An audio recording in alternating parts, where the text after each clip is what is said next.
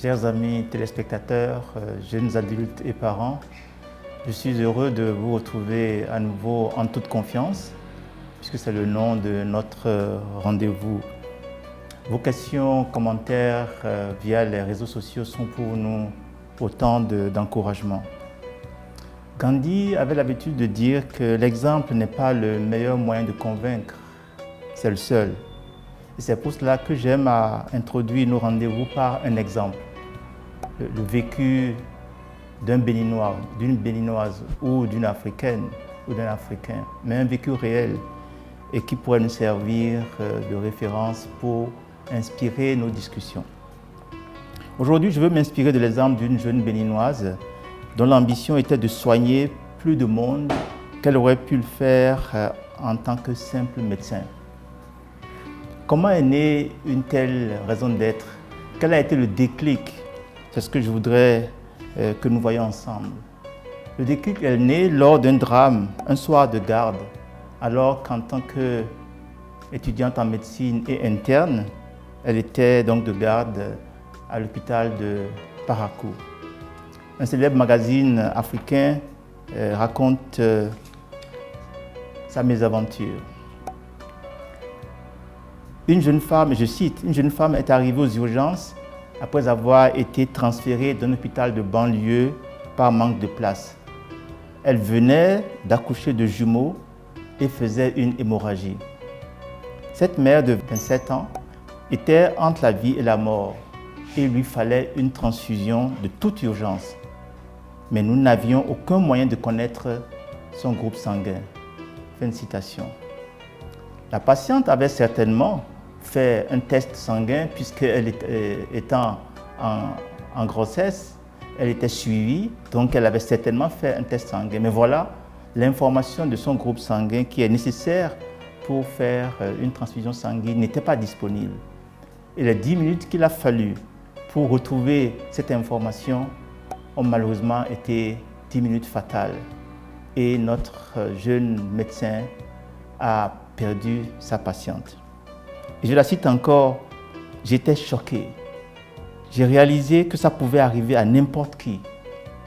Je me suis demandé à quoi cela servait d'avoir un diplôme et de continuer à assister passivement à ces décès.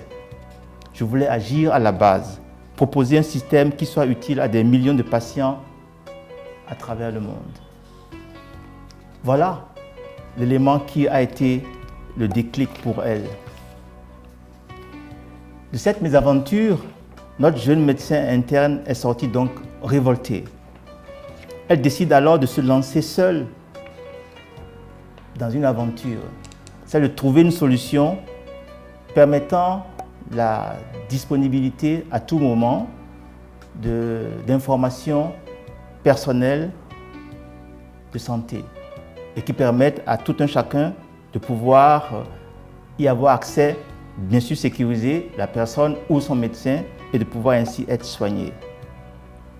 Que pouvons-nous tirer de l'exemple de notre médecin qui, de ce choc qu'elle a ressenti, de cette mésaventure, est devenu auto-entrepreneur, médecin auto-entrepreneur, aujourd'hui célèbre, parce étant parvenu à mettre en place une solution. Je pense que nous pouvons en tirer 3 leçons. La première, vos études de base, votre profession, votre métier ne définissent pas nécessairement votre raison d'être. La deuxième, les faits malheureux ou révoltants qui surviennent dans votre vie peuvent constituer comme un point d'inflexion, comme un appel à trouver en vous-même les éléments qui font de vous un apporteur de solutions. La troisième, c'est que la raison d'être, le projet de vie, est comme une réponse à une aspiration à servir autrui. Ce n'est donc pas forcément quelque chose qui est par rapport à soi, c'est surtout quelque chose qui est par rapport aux autres. Ce que vous avez en vous, en réalité, ne vous appartient pas. Il est en vous pour que vous puissiez l'apporter à autrui comme service. Et c'est en cela que vous trouverez votre raison d'être ou votre accomplissement. Souvent, beaucoup d'amis jeunes me demandent mais comment on le trouve? je voudrais vous proposer une autre façon de le déterminer. On peut dire que la raison d'être, c'est un peu comme à l'intersection de trois réalités que chacun de nous vit d'une manière ou d'une autre. La première, c'est ce qui habite nos rêves. La deuxième, ce qui fonde nos passions. Pourquoi, au sujet de quoi est-ce que nous sommes passionnés? Et la troisième, qu'est-ce qui suscite en nous un sentiment de révolte, comme une vraie frustration et qui nous interpelle? Au confluent de tout cela, il y a certainement ce qui nous appelle ou ce qui est en nous comme don et qui fait de nous un apporteur de solutions. Le célèbre acteur Will Smith, que les jeunes connaissent bien, a expliqué un jour au cours d'un entretien qu'il cherchait toujours sa place dans le monde. C'est assez surprenant, quelqu'un qui a réussi, qui a réussi beaucoup de films et qui a sa réputation, dit toujours chercher sa place dans le monde. On peut à juste titre se demander pourquoi une personne aussi talentueuse et couronnée de succès, pourquoi se sentirait-elle toujours insatisfaite et inutile? Ça, c'est la preuve que le succès en soi n'est pas forcément l'élément qui nous apporte notre raison d'être, qui est la solution pour nous. Voilà ce que Will Smith a expliqué davantage. Il dit, c'est pas possible que Dieu ait mis en moi autant de qualités, autant de talents, si ce n'est que pour que je sois simplement un acteur qui bien sûr se réussit et réussit pour moi-même. Il dit, j'ai le sentiment qu'il y a quelque chose de plus, une aspiration qui me dépasse et que je n'ai pas encore trouvé. Et il a raison. Il y a beaucoup de gens qui, malgré le succès, de par leur talent, vivent cette frustration et parfois jusqu'au suicide. Le plus grand sentiment d'épanouissement et d'accomplissement de soi, c'est de découvrir ce en quoi on est en réalité une solution pour les problèmes d'autrui. Nous sentons bien dans notre peau lorsque nous aidons les autres à résoudre leurs problèmes. En d'autres termes, l'une des questions que vous devez vous poser, surtout vous jeunes qui cherchez, ma foi, comme me demandait la dernière fois un jeune ami, mais j'ai autant d'avenues que je voudrais embrasser. Et du coup, je suis perplexe. Et c'est ce qui arrive à ceux qui ont beaucoup de talent.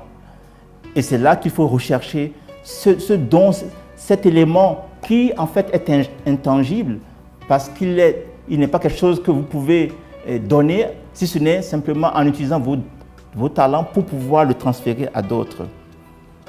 Alors, souvent, on parle de plusieurs concepts. On parle de dons, on parle de talent et on parle de compétences. Eh bien, c'est les trois qu'il faudrait mettre en œuvre pour pouvoir réussir et s'accomplir. Le don, c'est la créativité en vous pour servir le monde en résolvant certains problèmes qui vous est donné de résoudre. Vos talents sont en réalité les débouchés par lesquels vous servez vos dons à d'autres ou à la communauté. Et vos compétences, c'est ce qui garantit que dans ce que vous faites, vous êtes les meilleurs. Et c'est pour cela qu'il est toujours utile, quand on doit cultiver des compétences, de les cultiver en relation avec ses talents. Alors, je voudrais vous laisser avec cette pensée. Si l'excellence est votre quête quotidienne, vous allez faire reculer l'impossible. Merci beaucoup et à la semaine prochaine.